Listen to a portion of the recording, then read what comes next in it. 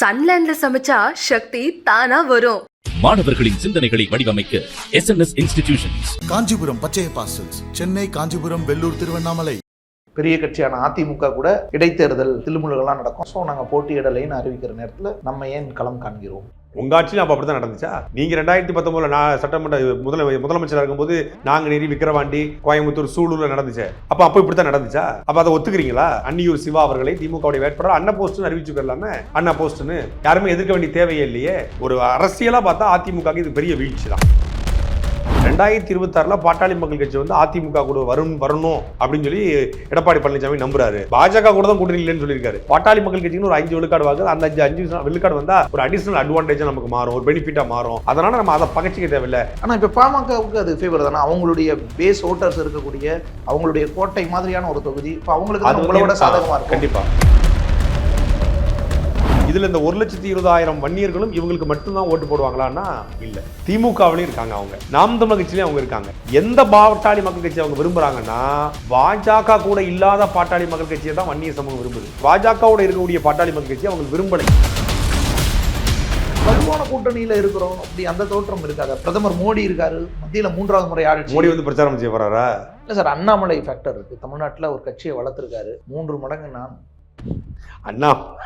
அண்ணாமலையெல்லாம் ஒரு பெரிய ஃபேக்டர். உங்க கட்சியை விட அதிக வாக்குகளை வாங்கி காட்டியிருக்காங்கல்ல. நாம் தமிழர் கட்சி தான் நேரடியா திமுகவை எதிர்க்கக்கூடிய ஒரே ஒரு கட்சி. திமுகவை நேரடியாக எதிர்க்கக்கூடிய தகுதி நாம் தமிழர் கட்சி தான் இருக்கு. ஏன்னா அவங்களுக்கு இல்ல. நீங்க பாட்டாளி மக்கள் கட்சி திமுகவோட கூட்டணி வைத்திருக்கிறது, நாளைக்கு கூட்டணி வைக்க மாட்டான்னு சொல்ல முடியாது. ஒரு தகுதி இல்லைன்னு சொல்லிட்டாங்க. இல்லைன்னு சொன்னா கூட ஏங்க, கார் உள்ளவரை, கடல் நீர் உள்ளவரை, தமிழ் உள்ளவரை திராவிட கட்சிகளோடு கூட்டணி கிடையாது என்று மரியாதைக்குரிய ஐயா ராமதாஸ் அவர்கள் சொன்னாரா? திமுக அதிமுகவோட கூட்டணி வைப்பது என் தாயோடு புணர்வதற்கு சமம்னு சொன்னாரா இல்லையா? அவங்களுடைய கோட்பாட்டை அவங்களே வந்து டெமாலிஷ் பண்ணியிருக்காங்க. மீண்டும் திமுக கூட வந்து பாட்டாளி மக்கள் கட்சி சேராதுங்கிறதுக்கு எந்த விதமான நம்பிக்கையும் யாருக்கும் கிடையாது. என்ன, ஒரு 10 சீட்டுக்கு பதிலாக 15 சீட்டோ, பல ஸ்வீட் பாக்ஸ்களோ, இனிப்பு பெட்டிகளோ கூடுதலாக வழங்கப்பட்டால் அங்கே போவதற்கான எல்லா வாய்ப்பும் உண்டு.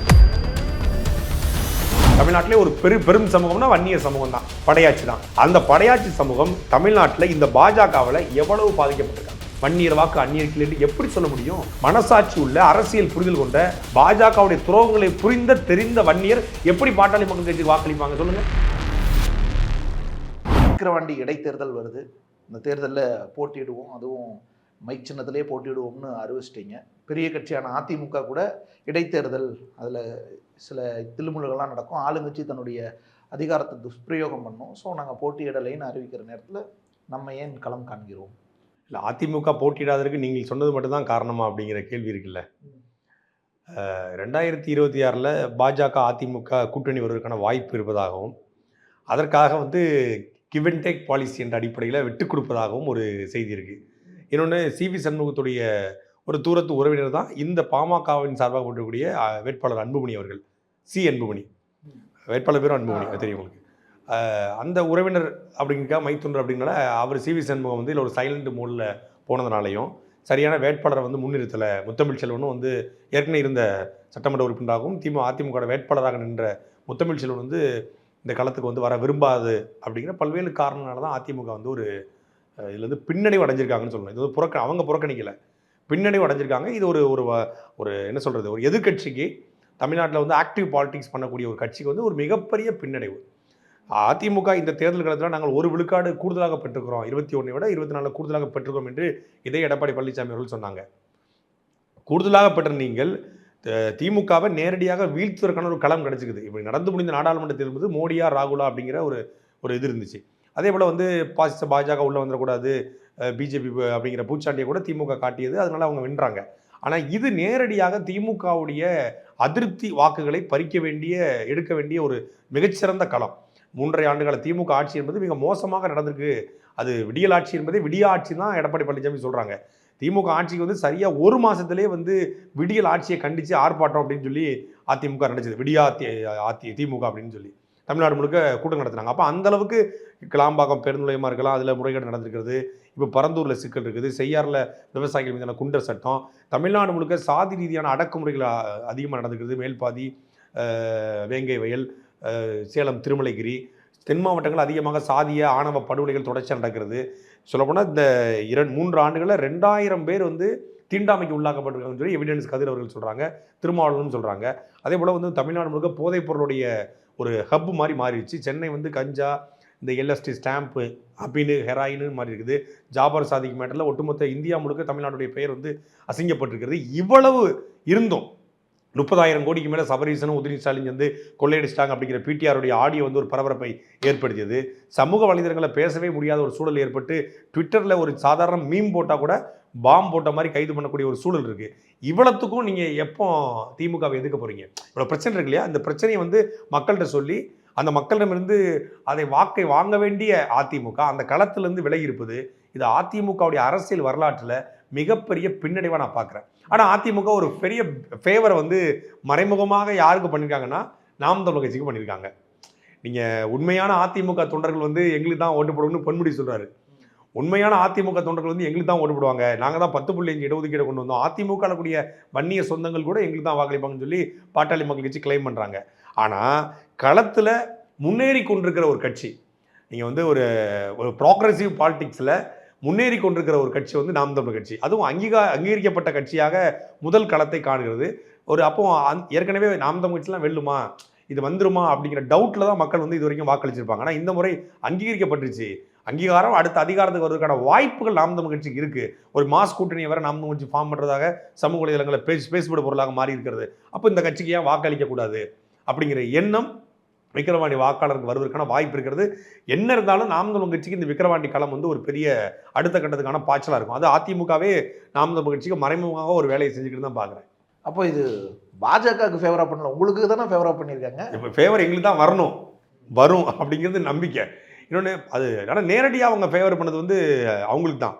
பாஜக 26 கூட்டணி இல்லவே இல்லை, பாஜகவோட கூட்டணியே இல்லைன்னு எடப்பாடி திருப்பவும் சொல்லிட்டாருல்ல. அவர் சொன்னது எல்லாமே செஞ்சிருக்காரா? அப்படி சொல்லியிருந்தா எடப்பாடி பழனிசாமி அவர்கள் இந்த களத்தில் தனக்கு சாதகமாக எல்லாம் இருக்கிறது. 65,000 வாக்காளர்கள் இந்த 2024 நாடாளுமன்ற தேர்தலையே விக்கிரவாண்டியில் அதிமுக ஓட்டு போட்டிருக்காங்க. அப்போ அந்த 65,000 பேருக்கு நீங்கள் துரோகம் பண்ணுறீங்களா? உங்களுடைய அடிமட்ட தொண்டை அவன். அதிமுகவுடைய பேஸ் ஓட்டுங்கிறது அதிமுகவுடைய தொண்டனுடைய ஓட்டு. அதை யாராலையும் குலைக்க முடியல. ஓபிஎஸ் வெளியே போயிட்டாரு, டிடி வெளியே போயிட்டாரு, சசிகலா போயிட்டாங்க. அப்படி போனாலும் கூட 1 கோடி அதிமுக தொண்டனுடைய ஓட்டு அதிமுக விழுந்திருக்கு. தேமுதிக கூட்டணி சின்ன சின்ன அமைப்பு கூட்டணியை விட 1 கோடி ஓட்டு விழுந்திருக்கு. அப்போ அந்த 1 கோடி தொண்டர்ல 65,000 பேர் விக்கிரவாண்டியில் இருக்கான். அவனுக்கு நீங்கள் என்ன பண்ணியிருக்கீங்க? நீங்கள் களத்துலேருந்து நீங்கள் வெளியே வந்துட்டீங்களே, ஓட்டப்பந்தயத்துலேருந்து வெளியே வந்துட்டீங்களே, அது பெரிய துரோகம் தானே. அதை நீங்கள் எங்கே கொண்டு போய் சேர்க்க போகிறீங்க? அப்போ அந்த 65,000 பேர் யாருக்கு ஓட்டு போட போகிறான்? திமுக ஓட்டு போட சொல்கிறீங்களா, இல்லை பாஜக ஓட்டு போட சொல்கிறீங்களா, யாருக்கு ஓட்டு போட சொல்கிறீங்க? யாருக்கு எதுவுமே சொல்லாமல் இப்போ விஜய் வந்து இந்த தேர்தலை நான் புறக்கணிக்கிறேன்னு சொல்கிறதுக்கு ஒரு காரணம் இருக்குது. அவர் கட்சி பேர் தான் அறிவிச்சிருக்காரு, இன்னும் மாநாடு அறிவிக்கல, கொள்கை அறிவிக்கல, கோட்பாடு அறிவிக்கல. அதனால் விக்கிரவாண்டி தேர்தலில் யாருக்கும் இது இல்லை, யாருக்கும் ஆதரவு இல்லை, இந்த களத்தில் நாங்கள் இல்லைன்னு சொல்லி உள்ளாட்சியிலும் இல்லை, சட்டமன்றம் தான் வரேன்னு சொல்லி விஜய் சொன்னது காரணம் வேற. நீங்கள் களத்தில் 40 வருஷமா நிற்கிற ஆளு, முதலமைச்சர், எதிர்கட்சி தலைவர். இடைத்தேர்தல் எப்படி நடக்கும்னு அவங்களுக்கு தெரியும்ல. உங்கள் ஆட்சியும் அப்போ அப்படி தான் நடந்துச்சா? நீங்கள் 2019 சட்டமன்ற முதலமைச்சராக இருக்கும்போது நாங்கள் நேரி விக்கிரவாண்டி, கோயம்புத்தூர், சூலூரில் நடந்துச்சு. அப்போ இப்படி தான் நடந்துச்சா? அப்போ அதை ஒத்துக்கிறீங்களா? இடைத்தேர்தல் இப்படி தான் நடக்கும், அப்படி நடத்தக்கூடாது என்று ஜனநாயக சக்திகள் அங்கே நிற்கணும்ல. நீங்கள் களத்தில் அப்போ நீங்கள் அன்ன போஸ்டா அறிவிச்சிடலாமே. மரியாதைக்குரிய அன்னியூர் சிவா அவர்களை திமுகவுடைய வேட்பாளர் அன்ன போஸ்ட்னு அறிவிச்சு போயிடலாமே. அண்ணா போஸ்ட்னு யாருமே எதிர்க்க வேண்டிய தேவையே இல்லையே. எதற்கு உங்களுக்கு ஒரு இடிப்பாறை இல்ல ஏமாறா மன்னன் கெடுப்பார் இல்லானும் கெடும் சொல்லி வள்ளுவர் சொல்றாரு. எதிர்க்கிறதுக்கு ஆள் வேணும்பா, எதுக்குதுக்கு. அதனால தான் உங்களை எதிர்கட்சி தலைவர் ஆக்கியிருக்காங்க சார். நாடாளுமன்ற தேர்தலில் நீங்களே சொன்ன மாதிரி 66,000 ஓட்டு வாங்கியிருக்காங்க. 7,000 ஓட்டு தான் டிஃபரன்ஸ் அந்த தொகுதி. எந்த ஒரு இதுவும் இல்லாத நேரத்திலேயே அப்படி இறங்கி வேலை செஞ்சிருந்தா வெல்றதுக்கான வாய்ப்புகள் கூட இந்த முறை அதிமுக இருக்கிறது என்று பேசப்படும் பொருளாக மாறியது. ஆனால் அமைச்சர்கள், நிர்வாக முக்கிய நபர்கள்லாம் அங்கே இருக்க போகிறாங்க. சிஸ்டம் யாருக்கு அங்கே ஃபேவர் பண்ணும், காசு பணப்புழக்கம் அதிகமாக இருக்கும், நம்மளால் அது செய்ய முடியாது. ஈரோடு கிழக்கில் ஏற்கனவே பார்த்துருந்தோம். ஸோ நம்மளுடைய பேஸ் ஓட்டை எடுத்தாலுமே வெற்றிங்கிறது என்னவா இருக்குன்றது நமக்கு தெரியும். ஸோ நம்ம இதை புறக்கணிப்பின் மூலமாக மக்களுக்கு ஒரு மெசேஜ் சொல்லுவோம். புறக்கணிப்பு என்பதே ஒரு வகையான மறைமுகமான யாரோ ஒருத்தருக்கான ஆதரவாக தான் நான் பார்க்குறேன். இந்த வெளிநடப்பு, இந்த புறக்கணிப்புங்கிறது யாரோ ஒருத்தருக்கு அண்டர் டீலிங்கில் டேபிளுக்கு கீழே நீங்கள் ஏதோ ஒரு வேலையை பார்த்துருக்கீங்க அப்படின்னு தான் புரிந்து கொள்ள முடியுது. இது அதிமுகவுடைய ஒரு அரசியலாக பார்த்தா அதிமுகவுக்கு இது பெரிய வீழ்ச்சி தான் சார். அப்ப அது பாமக, அதாவது தேசிய ஜனநாயக நேரடியாக அதாவது பாஜக கூட நேரடியான அவங்க டீலிங்கா இல்லை பாமக கூட டீலிங்கா அப்படின்னா அது பாமக கூட டீலிங்கா தான் பல பேர் சொல்றாங்க. அரசியல் அறிந்தவர்கள் சொல்லும்போது வந்து 2026 பாட்டாளி மக்கள் கட்சி வந்து அதிமுக கூட வரணும் அப்படின்னு சொல்லி எடப்பாடி பழனிசாமி நம்புறாரு. பாஜக கூட தான் கூட்டணி இல்லைன்னு சொல்லியிருக்காரு. பாட்டாளி மக்கள் கட்சிக்கு ஒரு 5 விழுக்காடு வாங்குது. அந்த 5 விழுக்காடு வந்தால் ஒரு அடிஷனல் அட்வான்டேஜாக நமக்கு மாறும், ஒரு பெனிஃபிட்டாக மாறும். அதனால் நம்ம அதை பகச்சிக்க தேவையில்லை. இந்த முறை நம்ம விட்டு கொடுப்போம். விட்டு கொடுத்துட்டோம்னா அடுத்த முறை எங்களுக்கு வருவதற்கான ஒரு டீலிங்கே நடந்திருக்கலாம். அதாவது ஒரு யூகங்கள் தான், இப்படி நடந்திருக்கலாம், ஒரு அசம்ப்ஷன் தான் நடந்திருக்கலாம். ஆனால் என்ன நடந்திருந்தாலும் அதிமுக இந்த தேர்தலை புறக்கணித்திருக்க கூடாது. Right, okay. ஆனால் இப்போ பாமகவுக்கு அது ஃபேவர் தானே. அவங்களுடைய பேஸ் ஓட்டர்ஸ் இருக்கக்கூடிய அவங்களுடைய கோட்டை மாதிரியான ஒரு தொகுதி. இப்போ அவங்களுக்கு அது உங்களோட சாதகமாக இருக்கும். கண்டிப்பாக நீங்கள் வந்து அதிமுகவுடைய வாக்காளர்கள், பாட்டாளி மக்கள் கட்சியுடைய வாக்காளர்கள் அதே போல் கூடுதலாக சேரும்போது அவங்களுக்கான வெற்றி வாய்ப்பு இருக்குன்னு சொல்லி நீங்கள் ஒரு கருத்து சொல்கிறோம் இல்லையா? இந்த கருத்தில் பல பேர் உடன்படலை. நாங்கள் தொகுதியிலுடைய கலனை பற்றி விசாரிக்கும் போது பாட்டாளி மக்கள் கட்சிக்கு ஒரு செல்வாக்கு இருக்குது. மரியாதைக்குரிய ஐயா ராமதாஸ் அவர்களுக்கும் அன்புமணி அவர்களுக்கும் ஒரு செல்வாக்கு வன்னிய சமூகத்து மக்கள்கிட்ட இருக்குது. அந்த தொகுதியை பொறுத்தவரை 2,30,000 வாக்காளர்கள். அதில் ஒரு 1,20,000 பேர் வன்னிய சமூகத்தை சார்ந்தவர்கள், ஒரு 65,000 பேர் பறைய சமூகத்தை ஆதி தமிழ் குடியை சார்ந்தவர்கள், அப்புறம் அருந்ததியர் இருக்காங்க, முதலியார் இருக்காங்க, மற்ற சமூகங்கள் எல்லாமே இருக்குது. பெரும்பான்மை 2 சமூகம் தான் வெற்றி தோல்வி தீர்மானிக்கிற பெரும்பான்மை சமூகம். இதில் இந்த 1,20,000 வன்னியர்களும் இவங்களுக்கு மட்டும்தான் ஓட்டு போடுவாங்களான்னா இல்லை. திமுகவிலையும் இருக்காங்க, அவங்க நாம் தமிழர் கட்சியிலையும் அவங்க இருக்காங்க. எந்த பாட்டாளி மக்கள் கட்சி அவங்க விரும்புகிறாங்கன்னா பாஜக கூட இல்லாத பாட்டாளி மக்கள் கட்சியை தான் வன்னிய சமூகம் விரும்புது. பாஜகவோட இருக்கக்கூடிய பாட்டாளி மக்கள் கட்சி அவங்க விரும்பலை. இந்த தேர்தலையே பாட்டாளி மக்கள் கட்சி பாஜக அந்த கூட்டணி பல இடங்களில் வெல்லாமல் போனதுக்கும் வீழ்த்தப்பட்டதற்கும் காரணம் என்னன்னா வன்னிய சமூகத்துடைய வாக்கு நேரடியாகவே அவங்களுக்கு வந்து பல இடங்களில் விடலை. அன்பு மரியாதைக்குரிய சௌமியா அன்புமணி போட்டிட்ட இடங்கள்ல வாங்கியிருக்காங்க. அந்த பிள்ளைகளுடைய தேர்தல் பிரச்சாரம் அவங்க நேரடியாக குடும்ப உறுப்பினர்கள் தான் ஓட்டு போட்டிருக்காங்க. மற்ற இடங்களில் பரவலாக அந்த வாக்கு வாங்கலை விழலை அப்படிங்கிறதான் பொதுவான பார்வை. பாஜக கூட்டணிக்குரிய பாட்டாளி மக்கள் கட்சி யாருமே ரசிக்கல, விரும்பலை. அதை வந்து காடுவெட்டியாருடைய மகன் குருவுடைய மகனே வந்து இப்போ சொல்கிறாரு, பாஜகவோட சேர்ந்து இந்த சமூகத்துக்கு வந்து பாட்டாளி மக்கள் கட்சி துரோகம் செய்யுது அப்படிங்கிறத. அதனால அந்த கூட்டணியை ரசிக்காத போது இந்த அதிமுகவுடைய வாக்காளர்களுடைய ஓட்டோ இல்லை வன்னிய சமூகத்துடைய ஓட்டோ அங்கே போவதற்கான வாய்ப்பு மிக மிக குறைவு. அது திமுகவுக்கும் பெனிஃபிட்டாக போறதுக்கான வாய்ப்பு இருக்கு. திமுகவுக்கு ஆமாம். இப்போ இங்கே திமுக என்ன சொன்னா அதே பிஜேபி பூச்சாண்டி இங்கே காட்டுவாங்கல்ல, இவங்க பிஜேபி தூக்கிட்டு வராங்க. இன்னைக்கு பாட்டாளி மக்கள் கட்சி கூட்டணியில் வந்து வெற்றி பெற்றுச்சு, பிஜேபி தலைமையிலுடைய பாட்டாளி மக்கள் கட்சி வெற்றி பெற்றா இது பிஜேபியின் வெற்றியாக கருதப்படும். அப்போ பிஜேபிக்கு வந்து ஒரு எண்ணிக்கை உருவாயிருன்னு சொல்லி அவங்க கொண்டு வாங்க, 26 வந்து உள்ளவருக்கான வேலை செய்வாங்க, அதனால அவங்களுக்கு ஓட்டு போடுறாதீங்க அப்படின்னு திமுகவுடைய தேர்தல் பிரச்சாரத்துக்கு கூடுதல் வலு சேர்ந்திருக்காங்க இந்த கூட்டணி. அப்படித்தான் நான் பார்க்கிறேன் சார். ஆனால் ஒரு வலுவான கூட்டணியில் இருக்கிறோம், அப்படி அந்த தோற்றம் இருக்காது. பிரதமர் மோடி இருக்காரு, மத்தியில் 3வது முறை ஆட்சி. மோடி வந்து பிரச்சாரம் செய்ய போறாரா? மோடி 3 முறை 18 முறை வந்தார் தமிழ்நாட்டுக்கு. 18 முறை வந்து நாடாளுமன்றத்தில் ஒன்றும் நடக்கலையே. வீடு வீதியாக ரோட் ஷோ போனார், அப்பவே ஒன்றும் நடக்கலையே. ராமேஸ்வரத்துக்கு தீர்த்து எடுத்தார், திருச்சி திருவண்ணாமலைக்கு வந்தார், ஸ்ரீரங்கத்துக்கு வந்தார், மதுரைக்கு வந்தார். மோடியுடைய தேர்தல் பிரச்சாரம் வந்து அவருடைய தொகுதியிலே எடுபடலை, அயோத்தியிலே எடுபடலை, அங்கேயே வந்து தோல்வி அடைஞ்சிருக்காங்க. இன்னும் ஒரு மாதம் கழிச்சு தேர்தல் நடந்ததா மோடி 120 சீட் கூட வந்திருக்க முடியாது. நம்ம கடந்த நம்முடைய இதில் கூட நேர்காணல கூட பேசணும். அப்போ அந்த மோடியுடைய அலையோ இல்லை இந்த கூட்டணியுடைய ஃபார்முலாவோ இந்த தேர்தலில் இடைத்தேர்தலில் எடுபட போகிறது இல்லை. இல்லை சார், அண்ணாமலை ஃபேக்டர் இருக்குது. தமிழ்நாட்டில் ஒரு கட்சியை வளர்த்துருக்காரு 3 மடங்கு. அண்ணாமலையெல்லாம் ஒரு பெரிய ஃபேக்டர். உங்கள் கட்சியை விட அதிக வாக்குகளை வாங்கி காட்டியிருக்காங்கல்ல. நீங்கள் அதுக்கு ஒரு விளக்கம் கொடுப்பீங்க, கூட்டணி விளக்கம். 8 கட்சி 6 அமைப்புங்க தனிச்சு. அதான் மரியாதைக்குரிய வைகோவுடைய மகன் அண்ணன் துரை வைகோ சொல்லியிருந்தாரு, நீங்கள் எங்கள் அண்ணன் சீமான் மாதிரி தனித்து நின்றுட்டு பேசுங்க, நீங்கள் 8 கட்சி 6 அமைப்போட வரக்கூடாதுன்னு சொல்லி துரை வைக்க சொல்லியிருந்தார். அவரோட கருத்தியலாக மதிமுக உடன்படலன்னு கூட நாங்கள் வந்து அந்த கருத்தை முழுமையாக ஏற்கிறேன். அவருக்கு அண்ணாமலை பதில் சொல்லட்டும்.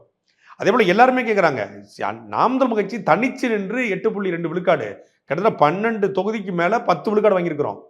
கிட்டத்தட்ட ஒரு 4 தொகுதிகளுக்கு மேலே வந்து 15 விழுக்காடு நெருக்கி வந்து. ஆனால் விக்கிரவாண்டியில் உங்களை விட 3 மடங்கு அதிகமாக தேசிய ஜனநாயக கூட்டணி தான் வாங்கியிருக்கு ஓட்டு இந்த 24. நாடாளுமன்ற தேர்தலுடைய கணக்கு வேற, சட்டமன்ற தேர்தலுடைய கணக்கு வேற. நாடாளுமன்றத்துடைய அவங்க பிரச்சாரம் வந்து மோடி ராகுல் அப்படிங்கிறனால அந்த காம்போவும் எடுபட்டிருக்கலாம். ஆனால் சட்டமன்ற தேர்தலில் இது திமுக ஆளுங்கட்சியினுடைய அதிருப்தி வாக்கு. சட்டமன்றத்தில் யார் வரப்போறா? திமுகவுக்கு வந்தால் ஒரு அடிஷனலாக கூடுதல் எம்எல்ஏ, அவங்களுக்கு வந்தால் கூடுதலாக ஏற்கனவே இருந்த எம்எல்ஏல கூடுதல் எம்எல்ஏ இந்த கூட்டணிக்கு. அவ்வளோதான், 4ல் ஒரு 5 மாறும்.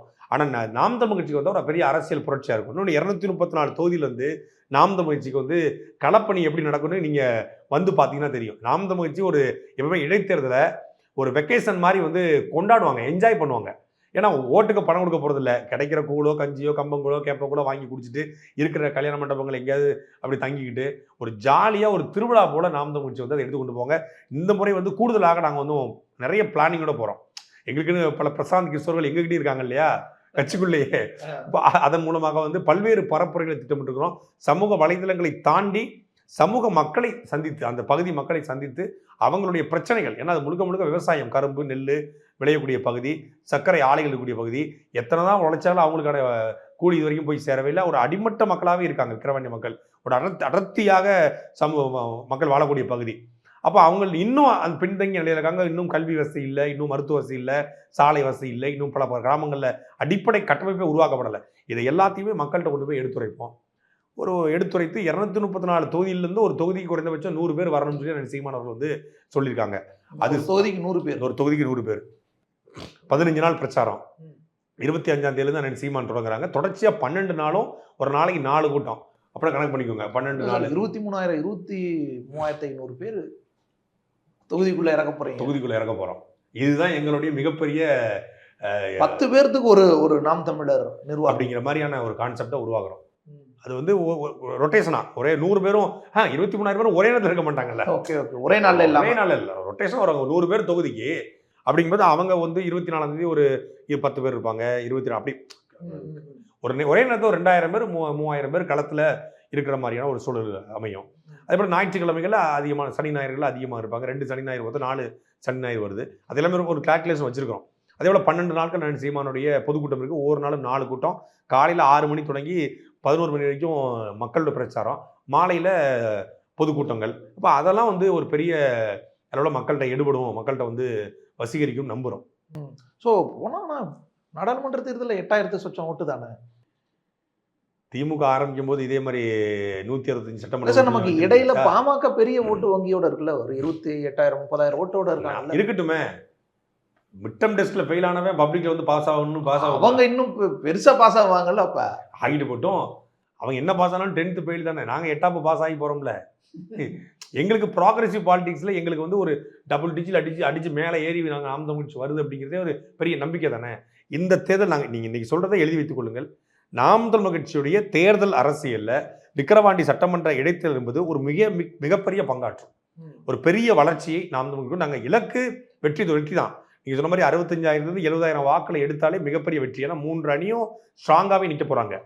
மும்முனை போட்டியாக தான், மும்முனை போட்டி தான், அதில் மாற்றுக்கிறது இல்லை, மும்முனை போட்டி. ஆனால் நாம் தமிழ் கட்சி தான் நேரடியாக திமுகவை எதிர்க்கக்கூடிய ஒரே ஒரு கட்சி. திமுகவை நேரடியாக எதிர்க்கக்கூடிய தகுதி நாம் தமிழ் கட்சி தான் இருக்கு. ஏன்னா அவங்களுக்கு இல்லை. ஏன்னா அவங்க மாறி மாறி கூட்டணி வச்சவங்க. இப்போ நீங்கள் பாட்டாளி மக்கள் கட்சி திமுகவோட கூட்டணி வைத்திருக்கிறது, நாளைக்கு கூட்டணி வைக்க மாட்டான்னு சொல்ல முடியாது.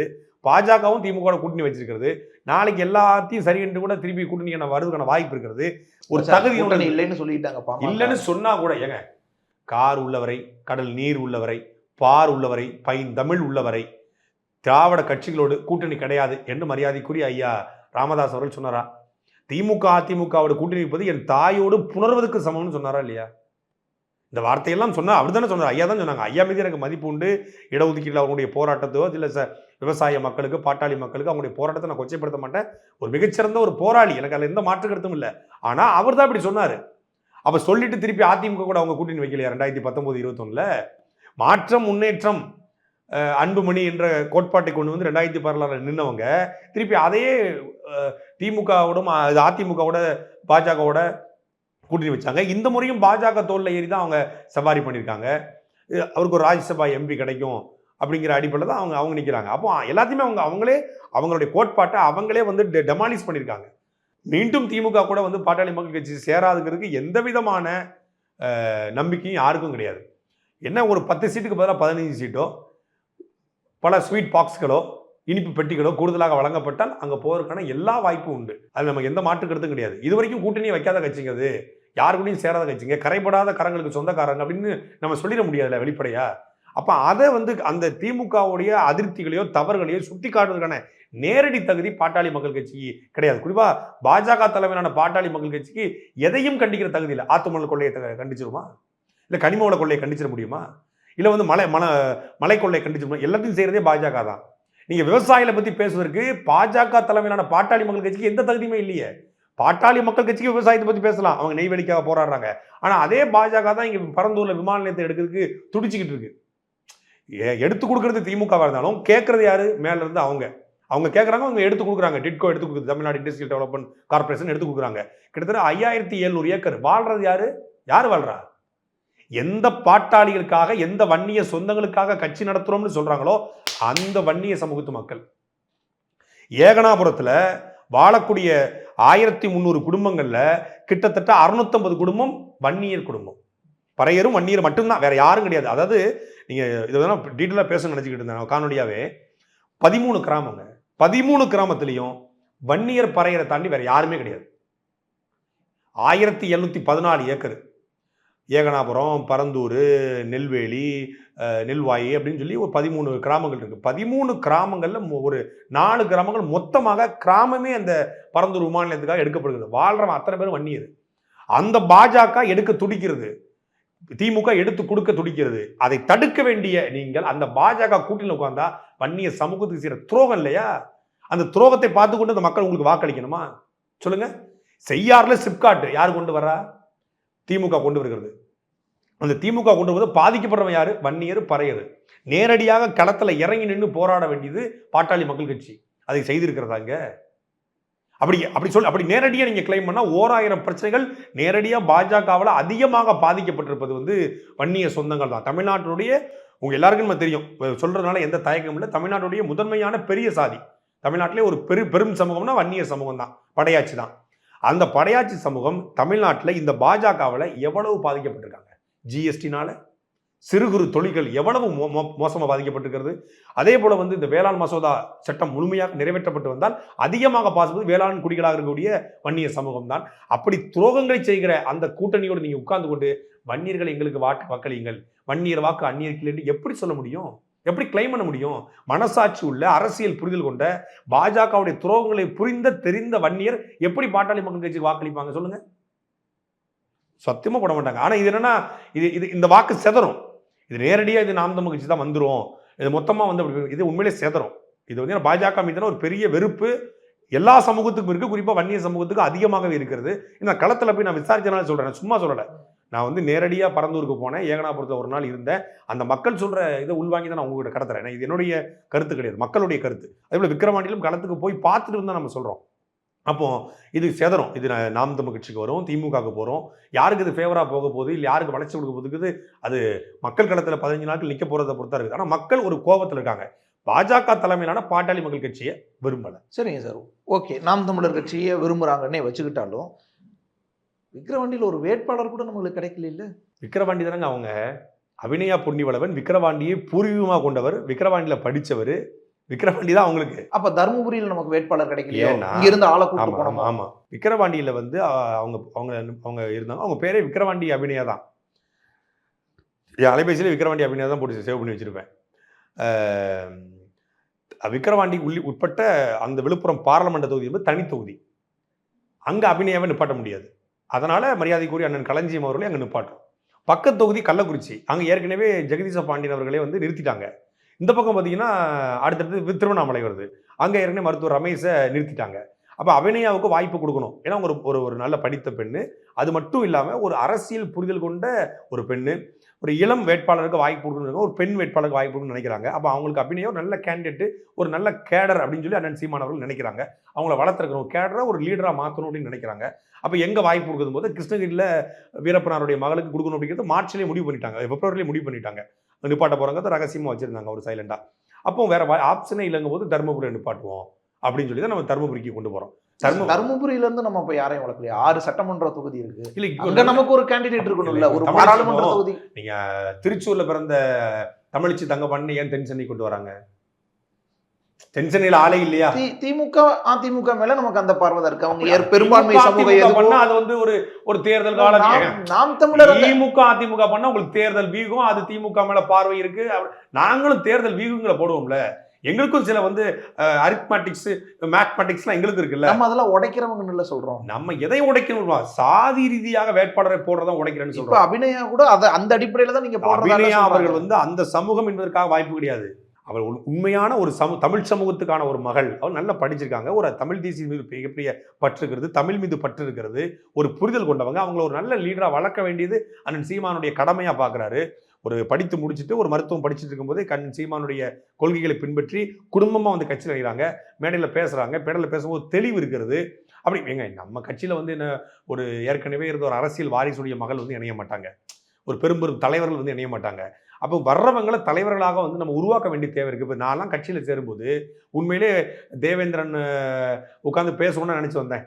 கலெக்டரில் வந்து இன்டர்வியூ எடுப்பாங்க, அது ஒரு சேனல் ஆரம்பம், ஒரு ஃபார்ம், அப்படி சாதாரண எளிய முறை வந்தேன். என்னை வந்து ஒரு பேச்சாளராக மாற்றுறாங்க, ஒரு அரசியல் புரிதல் கொண்ட ஒரு மனிதனாக மாற்றுறாங்க, புத்தகங்களை படிக்க வைக்கிறாங்க.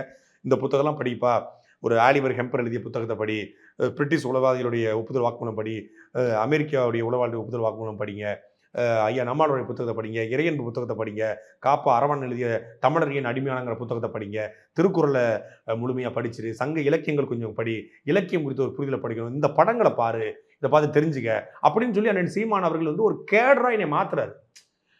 ஒரு கள போராளியை என்னை உருவாக்குறாரு. இப்போ எப்படி வந்து 7ஆம் அறிவு படத்தில் வந்து ஸ்ருதிகாசன் வந்து சூர்யா தூக்கி வச்சு போதி திருமணா வந்து ஒரு குடுவைகளை போட்டு மாற்றுறாங்களோ, அப்படி எங்களை வந்து அண்ணன் சீமான் அவர்கள் வந்து இதை படிங்கன்னு சொல்லி எங்களை வந்து ஒரு காட்டு செடியாக இருந்ததை வந்து செதுக்கி நல்ல மரமாக வந்து மாற்றுறாங்க. அப்படி வந்து ஒரு நல்ல கேடரை உருவாக்க வேண்டியது அண்ணன் சீமானுடைய கடமையாக பார்க்குறாரு. அப்படி உருவாக்குறோம். இது இன்னைக்கே அபிநயா எம்எல்ஏ ஆகிடுவாங்களா அப்படின்லாம் இல்லை. எம்எல்ஏ ஆகலாம், ஆனால் ஒரு நாள் ஆவாங்க, ஒரு நாள் ஆகணும். அப்படிப்பட்டவர்கள் வந்து சட்டசபைக்குள்ள போகணும், பாராளுமன்றத்துக்குள்ள போகணும் அப்படின்னு சொல்லி அண்ணன் சீமானுக்கு ஒரு பெரிய நோக்கமும் ஒரு கடமையும் இருக்கு. அடுத்த தலைமுறையாவது ஒரு பெரிய அரசியல் புரிதல் கொண்ட ஒரு தலைமை இருக்கணும், சுற்றுச்சூழல் மீது ஒரு ஆர்வம் கொண்ட. இப்போ அபிநயா போன்றவர்கள் சட்டசபைக்கு தேர்ந்தெடுக்கப்பட்டா நிச்சயமாக ஆத்துமல்கிட்ட காசு வாங்க மாட்டாங்க, கனிம வளக்கோர்ட்ட காசு வாங்க மாட்டாங்க. அப்போ அப்படிப்பட்ட ஒரு கேடர் தேவைப்படுறாங்க. அதனால நம்பிக்கை தேவைப்படுது. திடீர்னு ஒரு 1 லட்சம் பணத்தை வாங்கிட்டு, ஒரு 10 லட்சம் பணத்தை வாங்கிட்டு வீட்டு போய் படுத்தக்கூடாது இல்லை. அப்படிப்பட்ட ஆட்களும் தேவைப்படுறாங்க. தர்மபுரியில் ஆள் இல்லையான்னு நம்ம கேட்க முடியாது. எல்லா ஊர்லேயும் ஆட்கள் இருக்காங்க. பல ஃபேக்டர்ஸ் இருக்குது. அதில் ஒரு ஃபேக்டரில் வந்து தர்மபுரியில் நிப்பாட்டினோம். இப்போ அவங்களே வந்து விக்கிரவாண்டியில் பூர்வீகமாக கொண்டவங்களாம் இருக்காங்க. விழுப்புரத்தில் தான் அவங்க திருமணம் ஆகிருக்கிறது, கணவரும் கட்சியில் இருக்காரு.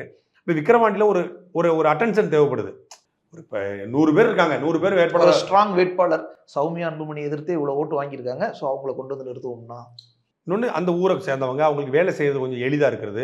இன்னொன்று ஒரு டக்குன்னு ஒரு அட்டென்ஷன் கிடைக்கணும். இப்போ அண்ணன் எல்லாரும் சொன்னது சீமானனை நிற்க சொல்லுங்க, சீமானன் அந்த தேர்தல் வந்து பெரிய நமக்கு ஒரு ஊடக வெளிச்சம் கிடைக்கும். இடைத்தேர்தலை பொறுத்தவரைக்கும் அவங்க பணம் செலவு பண்ணுறாங்க. நம்ம ஒரு ஊடக அன்புமணி பேர் கொண்ட ஒருத்தரையே அவங்க நிப்பாட்டுறாங்க அன்புமணின்னு சொல்லி. பாமக அவங்க ஒரு ஸ்ட்ராட்டஜி எடுக்கிறாங்க. வேற யாரும் அவங்க ஏதாவது ஒரு ராமசுப்ரமணி போட்டுக்கலாம், அன்புமணியை போடும்போது அது ஒரு அட்டென்ஷன் அவங்களுக்கு கிரியேட் பண்ணுது. அது மாதிரி அபிநயாங்கும் போது நம்ம கட்சியில் வேற என்ன இருக்குது? நம்ம என்ன நடிகைகளையாக இறக்க முடியும்? நம்ம என்ன பாஜகவா நடிகைகளை இறக்கிறதுக்கு?